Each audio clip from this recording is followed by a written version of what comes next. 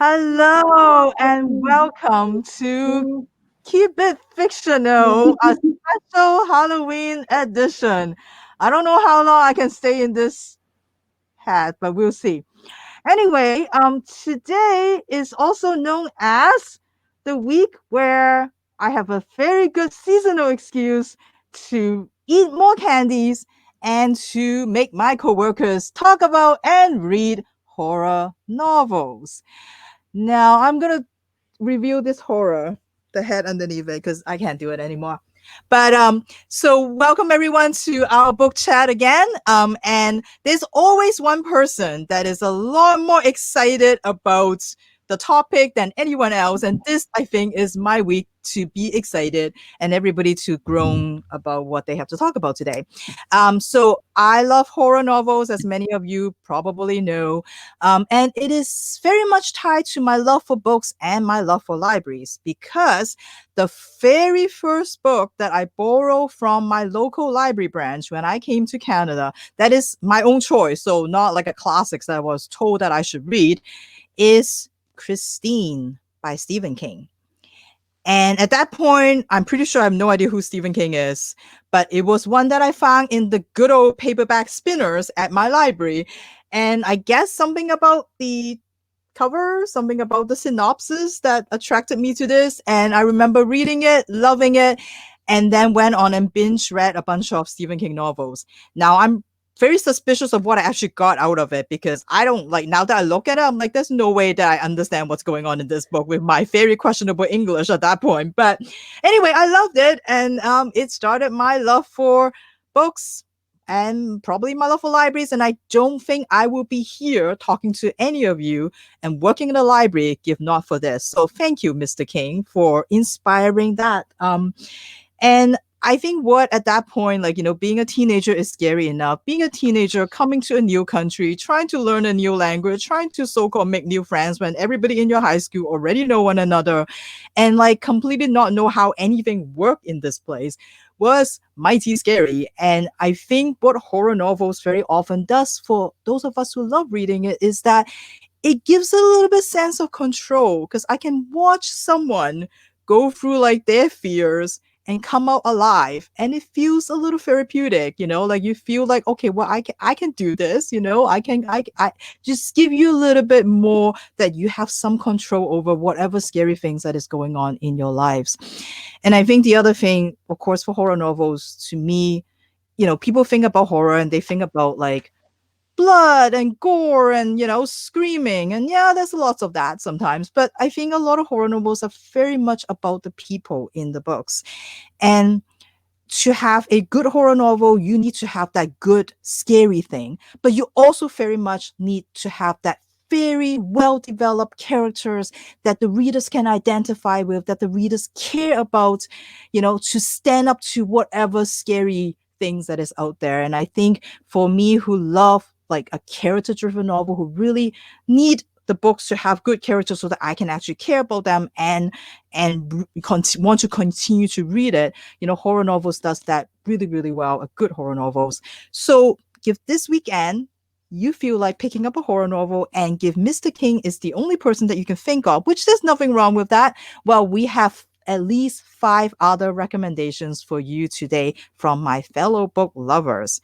So let's bring them up and look at them with their fancy hats. Hello! We have Sadie, Liz, Corene, and Fiona. So how is everyone doing today?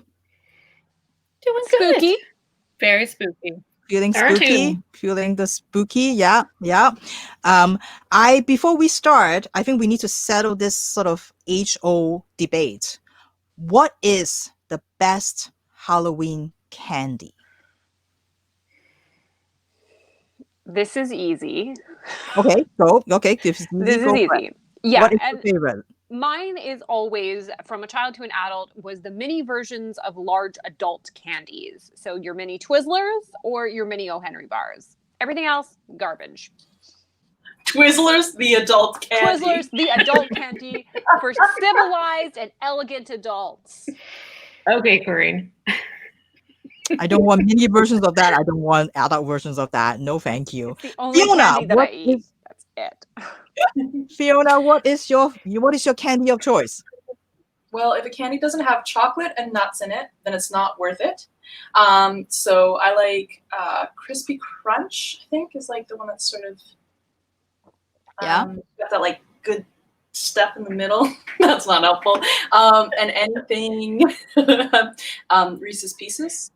But I'm actually kind of a stickler for dark chocolate. So that they don't really give that out, for Halloween candy. And that, Corene, is an adult candy, one with dark chocolate. I think you just mean a nasty candy. I just realized that you're like a cowboy witch. I think I might be like a scarecrow.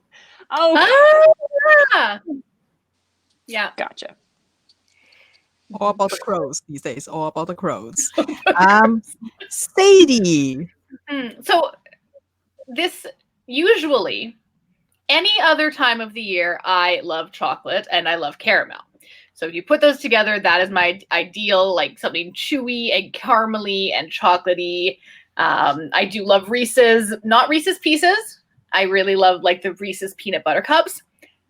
But this time of year, my all-time favorite candy are rockets. Yes, I have a prop because I have them sitting next to me so that I can snack on them as we do our book chat.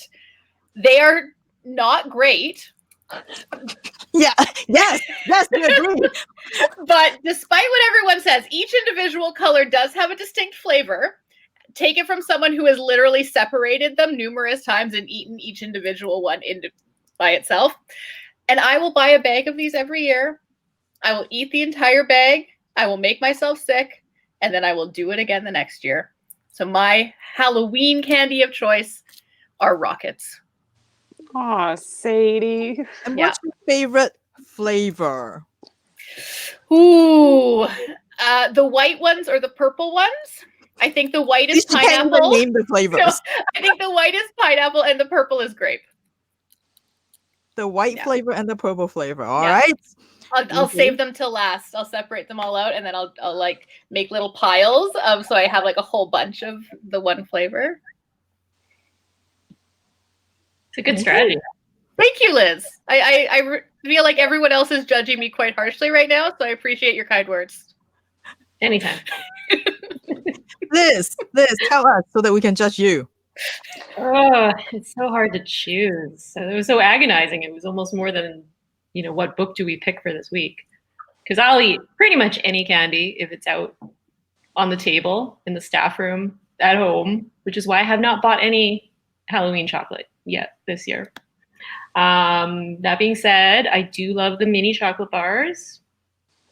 Just about anything except for Mars bars. I don't like that weird nougaty thing. But I'm going to have to go with gummies here. So Sour Patch Kids, those berries, especially the real fruit ones, gummy bears. I love gummy bears. So Liz, you just said, okay, my favorite is chocolates, all chocolate bars, and then you're like, but my actual favorite is gummies, all gummies. But she Candy did is say my in the favorite. beginning she'll eat everything. So Even the candy corn.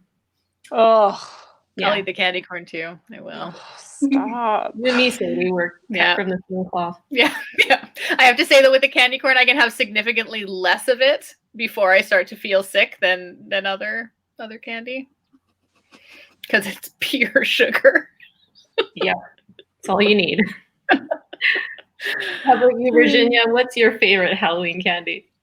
I probably would say Sour Patch Kids or Starburst. Also very into the fake fruit flavors. Now, do you have a favorite Starburst flavor? The red ones. Yeah, that's because the red red ones ones. are the only ones worth eating. Exactly. Oh, Which is interesting no. because the box that I got recently actually has like the minis, right? So they actually have the ones that are just regular, like any random flavors, and then they have specific pack that shows the red ones. So you only get the red and the pink one. Oh, maybe I'm thinking of the pink one then. What are the red ones? The red flavor. What do you mean? What are the red ones? Well, I'm wondering wondered if maybe I like the pink ones. Go pink. You're gonna have to buy a box and find out. I'm gonna have to figure it out. Yeah, just those ones. It's great. Like they recognize that people don't care about the orange or the yellow one or whatever those The are. citrus ones are the best though. Like citrus is a flavor that is. You oh, can come have on, them. guys. Normally it is, but when it comes to fake candies, no. You need those red ones. Yellow and orange, no matter what you're eating, they're going to be lemon and orange. Not necessarily though, because yellow is sometimes banana. Oh, I don't even want to take that chance. Okay. I feel like we may have found something that we all feel as strongly about, if not more strongly about, than our book tastes. Is our Starburst? Is our Starburst and our candy tastes. I guess we'll have to just buy a bunch of them and find out this weekend. Or I could buy the adult versions of them.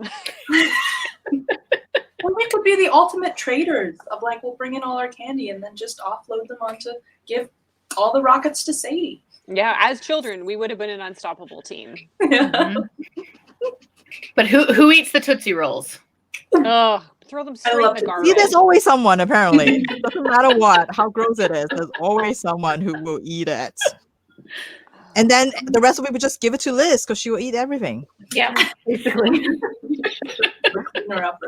All gonna be fine.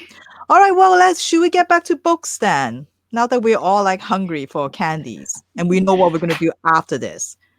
That's why you have it sitting Or like next to you. during. Apparently. Not after, during this whole thing. All right, do you want to go first, Sadie, so you could like have your time eating to spend the rest of my time eating rockets? Sure. Yep, that's right. All right. So I am going to preface this by saying I cannot handle scary things. I learned at a very early age. My sister used to force me to watch horror movies, and then I would sit up at night not being able to sleep, and this would happen repeatedly, and I couldn't figure out why I could not sleep. And then I thought about it, I'm like, well, because your sister makes you watch horror movies every single day because she loved them. So I finally realized that scary things are not for me. So the book that I am going to be talking about might not be the same level of horror and scariness as some of the other books that are being talked about today, but I really, really enjoyed it. It is called Spirit Hunters, and it is by Ellen O. And it is a middle grade spooky story that revolves around the character of Harper Rain. And Harper is a 7th grader, and she has just been moved by her family from New York City to Washington, D.C.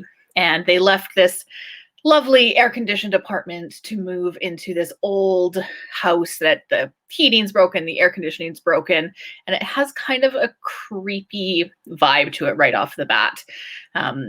Harper is not entirely sure why they left New York, but she thinks that it has something to do with something that happened at her school that involved her and something that landed her in the hospital. She doesn't have a lot of memories about exactly what this event was. She's probably blocked out a lot of it. It was quite traumatic, she imagines, but she just doesn't know exactly what happened. So she's moved with her family to Washington, D.C., and the first day that they are there, she's unpacking boxes, and her younger brother, Michael, who is very, very sweet, very kind young boy, comes in and starts talking to her about a friend of his. And this friend he calls Billy, and Harper can't really figure out who exactly this Billy is, but Michael keeps referring to Billy, and he wants to play, and he doesn't want me to spend time with anyone. He just wants me to spend time with him, and he's my new friend. So she's a little bit worried. She doesn't know who this person is, but she kind of goes on with her day. And then Michael starts acting very, very strange. Michael, as I said, is usually a very sweet, very kind young boy, and he starts becoming mean. Mean to Harper, mean to their parents, specifically mean to their father and their older sister, and he just is not himself. So Harper's not quite sure what's going on. So she decides to look into maybe what's up with the house that they're living in. So she makes a friend who lives in the neighborhood named Deo, and together they start to investigate the history of this house. And this house is known in the neighborhood as being haunted. What that means, they're not really sure. So they look into it a bit more and they discover all of these stories, all of these things that happened that took place in this house to a person who lived there who would potentially, was known for potentially taking people in and killing them, to a young boy and his brother who lived there. Something happened with him and his brother. They're not really sure what exactly it is. And through their research, they discover that this young boy who lived there with his brother's name is William. And the short form for William is Billy. So as Harper kind of goes on with her research, her brother Michael starts becoming even more mean and just kind of trying to do things to hurt the family. He'll put things in Harper's way or her sister's way so that they'll trip over them and try to injure them. And she realizes that there's something going on that she has to figure out exactly what's happening, and she has to figure out how to save her brother. So throughout all of this, she also starts having a sense of deja vu. And this sense of deja vu comes in the way that she starts to remember a little bit about what happened at her school before she left and what happened that landed her in the hospital and made them move to Washington, D.C.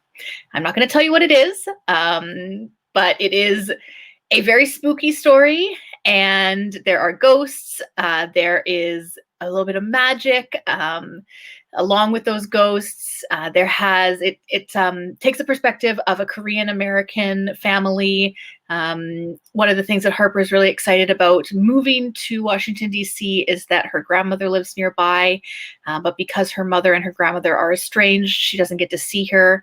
But her grandmother comes in later and introduces all of these traditions and cultural traditions to her life that end up helping Harper in the end and helping her brother as well. So if you're looking for something that's spooky light, is what I'm calling it. So you want something a little bit spooky, but like me, you are a little bit of a chicken and can't handle a full horror story, then I would definitely recommend Spirit Hunters by Ellen Oh.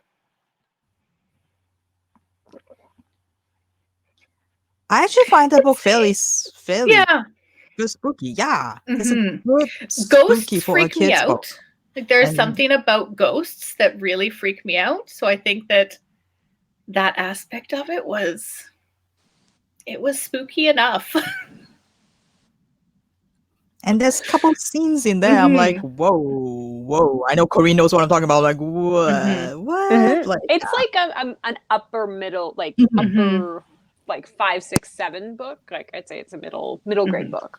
and creepy imaginary friends, the Yeah. best. Love an imaginary friend. Yep. Great. Well, thank you, Sadie. I think that's a really good pick. Liz, what have you got for us today?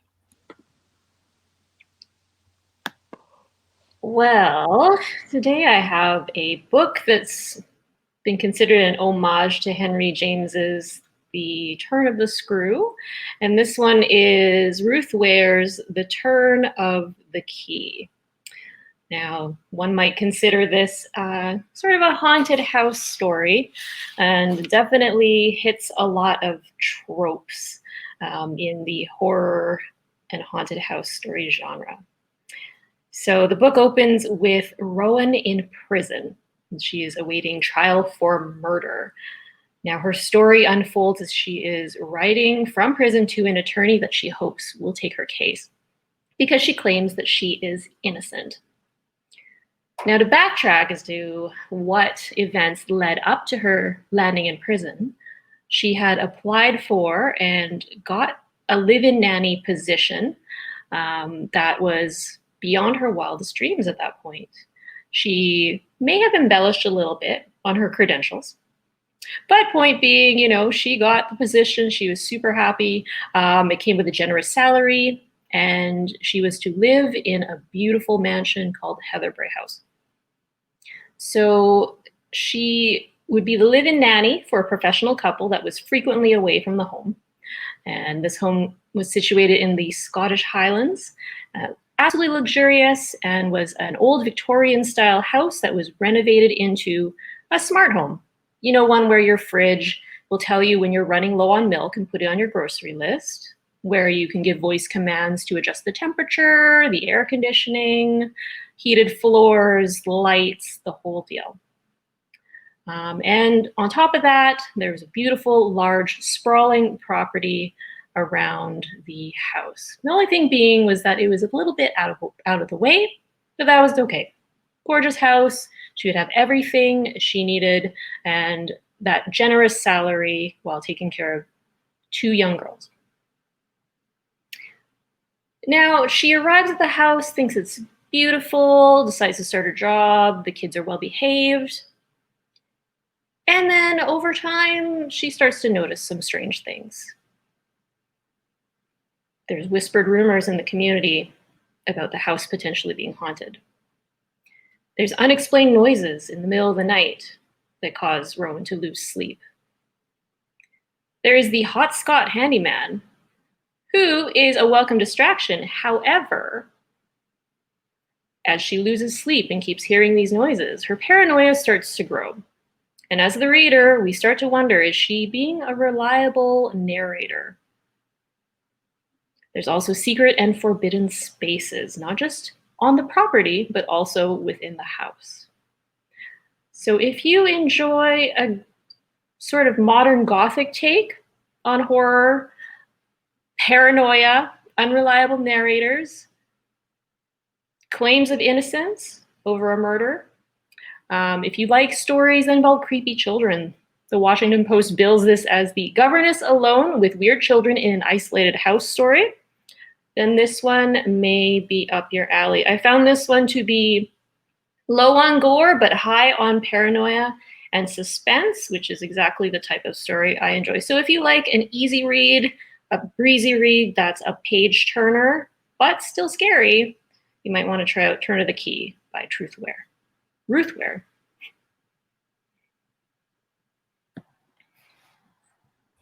Thank you, Liz. Well, that's the thing, because horror is never just about gore. So it's nice to hear some different kinds of horror. So it's not like all typecast into like blood and gore and everything else, because it's not. Just like Corene's next book is no gore. Well, I don't know. She'll tell us. Not a lot of gore. Yeah, so I like a spook. If I'm in the mood for a spook, I am a big childhood reader of Haunted Canada and Scary Stories to Tell in the Dark, as well as a diehard fan of Unsolved Mysteries. So I like a little bit of a spook. And it's funny that Liz should mention the Gothic genre, because that is also one of my favorite genres maybe of all time. It's usually a young woman. She finds herself in a unfriendly, maybe supernaturally hostile house where everyone around her is kind of got secrets and designs on her.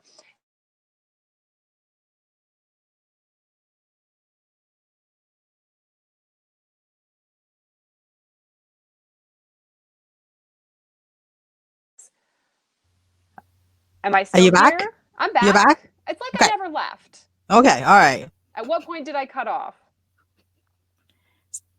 The last 5 seconds or so. The last 5 seconds, yes. So this is a book of someone who takes all of those early Victorian tropes of the Gothic and kind of brings them into her world. I am talking about Mexican Gothic by Silvia Moreno Garcia.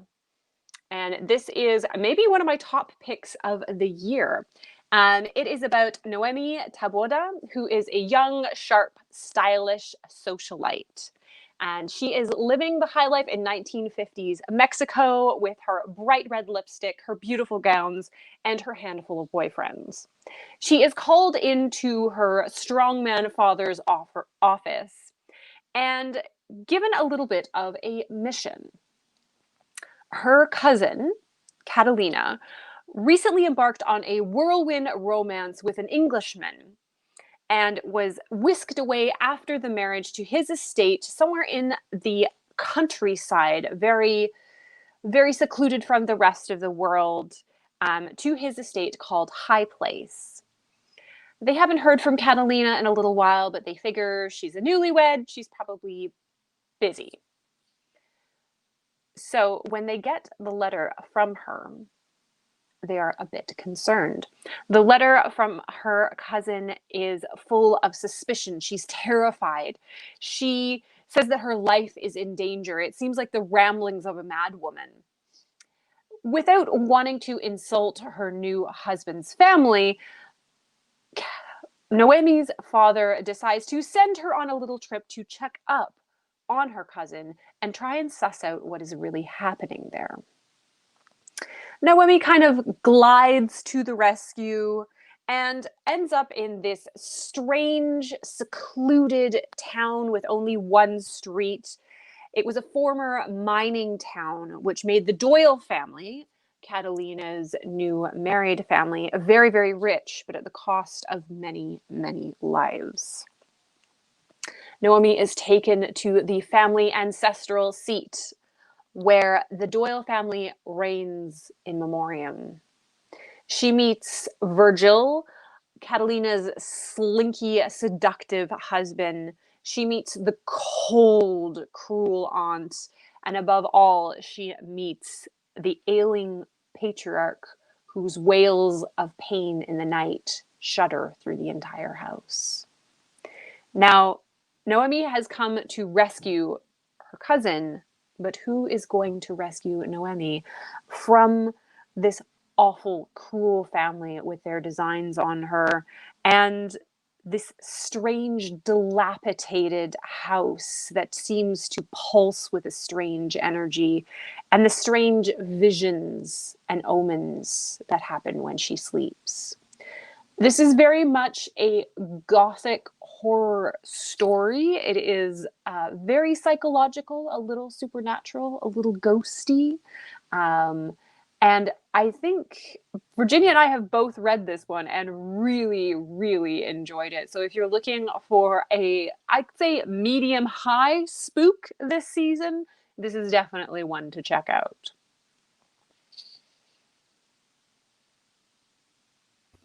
She is amazing. Like the author, she is so, and I believe she lives in Vancouver. Yeah. She is so good. And no. Go ahead. She's just great. Wow. Thrilling. Good insight. Yeah. Good insight. Well, Yeah, I know. She takes on so many genres, right? Like, yes, yeah, and everything she writes is different. And they're re-releasing some of her older books. And she give you like vampire. She's got one called Certain Dark Things, which is equally good. Like mythology, we talk about gods of Jade and Shadow. mm-hmm. And she also has, I was just reminded, she also has a really good article on 10 creepy horror novels from around the world, and all translated works. And like I read some of those based on her recommendations, and they are amazing. Nice. So good. Nice. And So, Mexican Gothic has been optioned for, I believe, a TV series, and I cannot wait. See, I'm not big on adaptations. I'm scared of them. That's what I'm scared of. You're scared of a bad adaptation. Yes, or any adaptation, because they're always kind of, I'm suspicious of them. Lackluster. The only one, in my opinion, that has been a successful translation from book to screen has been the movie Holes. Really? It was great. Yeah, I haven't seen it. Haven't seen that one. It's really good. Yeah. That's because we all know you're anti-Muppet Christmas Carol, which is the true perfect. I'm not against it. I just don't think it's perfect. And I think that Michael Caine can't sing. There. I do have to say Lock and Key is not bad. I have not seen it. I was surprised that it was, because I have very low expectations of it, but it was not bad. And my husband, who hates horror novels, actually sat through the whole thing. So, okay, we should just have a list of horror books that are good for people who don't read horror. There you go. Sadie would appreciate it. Sadie would appreciate it. But again, I hope that this episode shows that it's not always about the blood and gore, whatever people think of, or scary monster chasing people around, because it is not. So many different kinds. No, and things are scary to different people. Like, as a child, and quite frankly as an adult, the scariest thing to me would be to look out the window and see a strange Scotsman with a bushy beard. Very specific. I It's know, a very specific fear, and yet, and no one has written a horror novel for me. Well, there we go. Everybody who's out there listening, no, Corene needs that specific horror novel. Very specific. Nice. All right, Fiona, what kind of scary things have you got for us today? Well, first, I guess I'm feeling really contrary today, so I want to say that I think that you should read Lock and Key and not watch Lock and Key. You should do Just both. another How about opinion. do both? I really love. Yeah, I maybe. thought it was a good enough adaptation. I thought, it's funny. Sorry, Oh, you don't need to sure go we too do. far down We this road, do. but I felt like it was good on its own, but it wasn't a very good adaptation. They changed so many things that I liked. Yeah. It wasn't a very true adaptation, I guess. Yes, but it stands on its own. Yes. Okay. We can agree on that. If that inspire people to go read the comics, great. Okay. Yeah. All right. Anyway. I know Virginia and I both love Joe Hill, so yeah. Well, don't get me started. I promise not to say Joe Hill today. So. All right. Anyway, so my book. First, I want to start by saying, I like horror a lot, but I have a really low tolerance. So it's like finding those things that are just perfect. Of like, I'm not going to stay up at night, and not be able to sleep. Or maybe I am just a little bit, but I'm going to be able to eventually sleep. And I'm pretty low tolerance on gore, but also on psychological thriller stuff. So yeah, I have a very specific spot where I like to read horror from. And I think a lot of it, when Virginia was talking about Christine, that it's some of it is knowing that things are going to be okay in the end, or at least that some people are going to be protected. So I like to have strong characters who you kind of know are going to be okay in the end. And then even if bad things happen to other people, especially to bad people, I love when people get their comeuppance in horror stories. It's the only time I can tolerate violence. Then that's all right. Anyway, so I have chosen something today that is just at the tolerable level, almost too scary for me. And it is actually a children's book, but it's a middle grade, but I don't recommend it to middle graders because I think it's too scary unless they're really, really into spooky stuff. It is Thornhill by Pam Smye.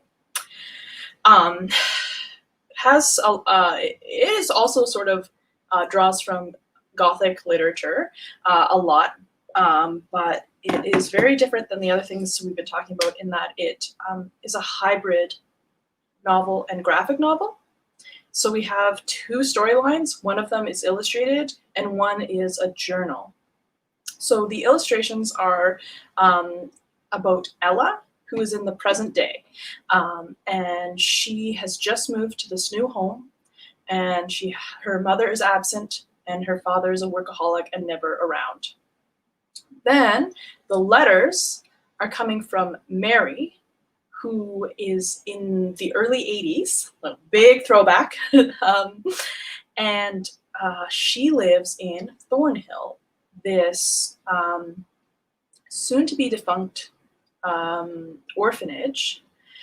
So of course she's an orphan, and there she is bullied intensely and has a really difficult life, and kind of deals with that by making dolls. So yeah, if creepy dolls aren't your thing, maybe stay away from this one. this book actually had two things that usually make me put down a book and stop reading it. But I actually felt that they worked really well within the horror genre. Like maybe, you know, if it was like realism, it would really bother me. But because it was for the spooks, I could like accept it. So those are bullying, intense, horrible, scary bullying. And then suicide is also used as a plot device. So a big content warning on that, because sometimes that, or often, or, you know, and maybe for you, like can be really disrespectful and not really a great thing to use as a plot device. So if that bothers you, stay away from this book. Dolls bother you, stay away from this book. For me, it worked as like a harkening back to like spooky classic ghost stories.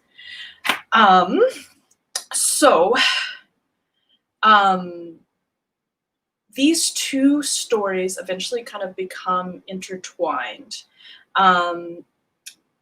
We've got Mary, whose life is getting worse and worse. She's receding more and more because this bullies her intensely. She comes in the middle of the night and she bangs on her door, and Mary is just in constant fear. But then the bully will come and be nice to her and say she wants to be friends.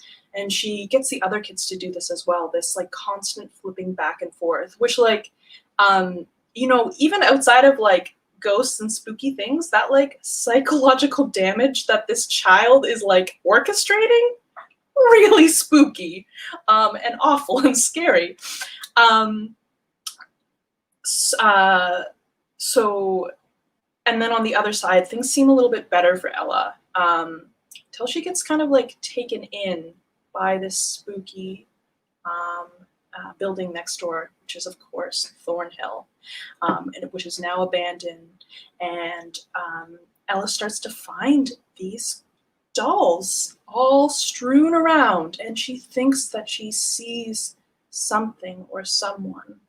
So in an act to kind of make friends with this being, she starts to fix the dolls. And she has a lot of time on her hands. She doesn't have a lot of attention from her parents, so that begins to absorb her. And that is where our two characters' stories cross over.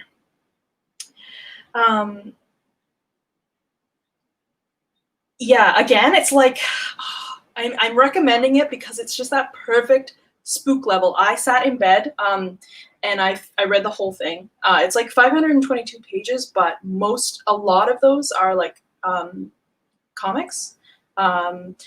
And it was just that level of like, I'm so scared, but if I don't know what happens, I'm gonna be more scared. So highly recommended for people above the age of, you know, like probably 14. Good for him. Corene is cringing, like maybe older. Yeah, let's say like I think it's good. No, I don't know. Anyway, it really freaked me out, but I would recommend it if you are looking to get spooked.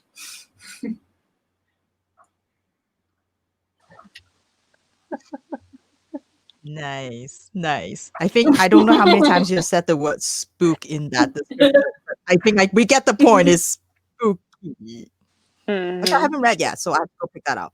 So It's good. looking Like forward to it. the illustrations are very like Henry Selick, so like Wonderstruck and stuff like that. Like it kind of it's half telling the story in the illustrations and then half in the very spooky writing. And creepy dolls. You forgot to do the little like And creepy dolls. That's really all I need.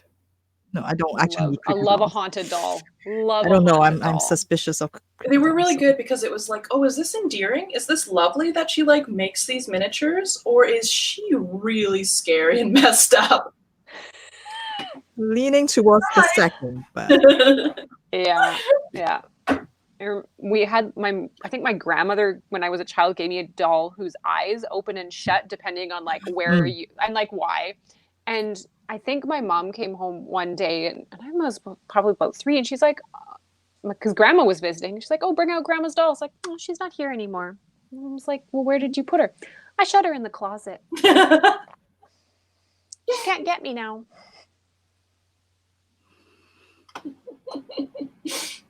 Which is also kind of scary because you think like, when is she gonna come out? She may When it's come out. dark. I know. Yeah, closet is not far enough. Yeah. Anyways, what are you reading, Virginia? I completely forgot that I haven't talked about a book yet. All right.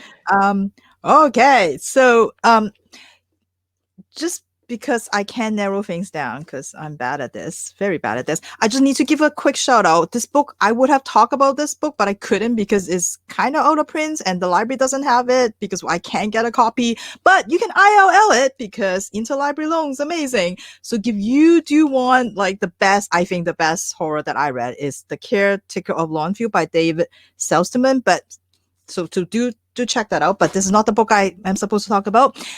So what I wanted to, I end up narrowing down to a book that I think really exemplifies all the things that I talked about earlier about how I love horror novels and what they really are. And it is A Head Full of Ghosts by Paul Tremblay. Paul Tremblay is now sort of like has become sort of the rising stars in the last few years, I would say, and this is sort of his breakout novel, I would say. And when it came out, it was my favorite novel of the year. It was just that good. And I think it's one of those novels that made me realize again, like how much horror is, how different it could be, and that what I really love about horror is about that sort of people trying their best to do what they can to survive. And so this is about the Barrett family. We got John and Sarah, the parents, and Marjorie, teenage daughter, and Mary, the 8-year-old girl. Things are not going well for the family. John has lost his job, and it's been a year and a half now, and he still hasn't found a new job. And money is tight. You know, they eat spaghetti every day because that's sort of the only thing they could afford. They were once upon a time a middle-class sort of suburban family, but you know, just things are not going well in the town, and arguments, you know, like just they argue every single thing sort of triggers, you know, like a big giant argument in the family. And Marjorie is not well. Now, other people might think Marjorie is just acting out. She's a teenager now, so she locked herself in the room, you know, she acts out, she talk back. That's just normal teenager things. But Mary, her sister, will tell you that this is not the Marjorie that she used to know. Starting from the kind of stories that Marjorie started to tell her. They used to share stories. They used to make up stories about richer, scary characters. They will open up the books and they will talk about the little characters, make up new adventures, and Mary will write them down and draw little pictures, and it always have happy endings. But now the kind of stories that Marjorie likes to tell always end up with people dying, people getting killed. And then there's these little paper notes that Marjorie supposedly leaves Mary, and that she'll find in the morning. And it doesn't matter what Mary does. She would like put like, you know, maybe like a jug on top of the door so that when somebody opens it, it will fall on them. Or she'll have like baby powder all through the floor so that you can see the footprints if somebody actually walk in. She'll have obstacles around her room so that again, if somebody walks in and while she's asleep, they will kick things and they will make noise and she will hear them. But no matter what she does, she never catches Marjorie coming in. But Marjorie will leave these little notes and telling her, last night I was in your room again and I pinched your nose, pinched it, and it didn't let go until you start gasping. Or that she would tell her how easy it is to get in her room and do things to Mary. And whenever Mary confront Marjorie, Marjorie would just laugh it off, or sometimes fake apologize for what she did and tell her that, well, I'm not the same, Mary. I am not the same anymore. There are voices in my head and I can't get them out. And then there's the screaming episodes where she scream and scream in her room, and her parents would try to get her out and she won't stop. And Mary was always told to stay away, but sometimes Mary will catch glimpses of her sister in her room where she's hanging on the wall like a spider. The parents don't know what to do with Marjorie. Sarah, the mother, thinks that Marjorie should go see a doctor, and she takes her to the psychiatrist, but is not improving. So John decides that her daughter is possessed, that her daughter needs a priest. In his newfound religion, after he lost his job, he decided to turn to the church, and so he took Marjorie to the priest, and the father suggests doing an exorcism. But not only that we can actually get a film crew in to document this and turn this into like a documentary, kind of like a reality show. And that, of course, will help a little bit also with the financial situation. Is Marjorie really possessed? Will you ever find out? Well, you don't really know. The book is set up in a way where you get the story from Mary's point of view, but not as they were living it, but when Mary was 24 and telling the story, recounting the story to an author who is trying to write a book about her family. So you got to wonder, like, how much does she remember, and what she remember, is this real or not? And not only that, the book also contains excerpts from a blog that dissects the reality show, that talks about and talks about the different references that this show, how it's similar to some of the horror novels, the famous horror movies that is out there, and points out all the similarities, point out all the differences, and sort of provide like sort of like a criticism of the whole show. And again, you kind of wonder, like, who is writing this? What is real? What is not real? My perfect kind of horror novel when you just don't know what is going on and who to trust, because there's multiple possible unreliable narrators in the book. And like any good horror novel, it is about a family who is trying so hard to stay together, and the kind of things that you would do to each other and for each other in these times of difficult times when they're just hanging on by a thread. And I guess in sort of a broader scope, it's also kind of looking at, in this day and age, what is truth? Like, and how is that influenced by TV, by social media, and what you remember actually happens? Like, how much of it is actually what you remember, and how much of it is by looking at your Facebook posts, like the YouTube video, and all those things. Like, how is it, like, what is actually happening? What is true? I love an ambiguous ending, as many of you know, and this one, I think, after you read it, tell me what is actually happened, and is Marjorie actually possessed? Well, I guess you have to read this book and find out. So give you like a good exorcism story, A Head Full of Ghosts by Paul Tremblay.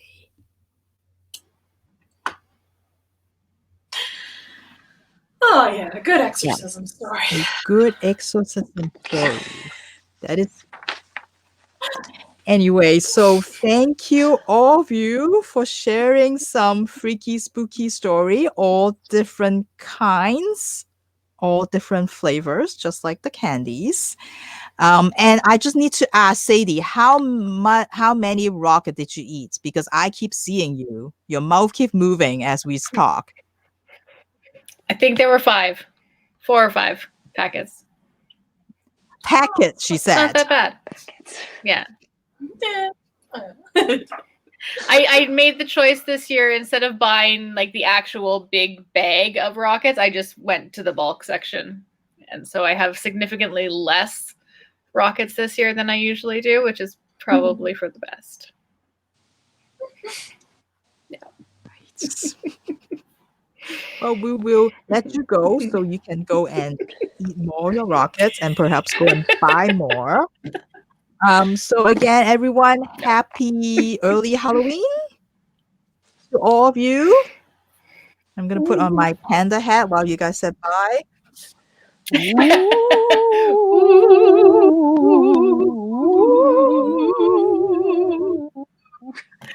All right. Well, thank you for joining us again for our Keep It Fictional. And we will see you all next week.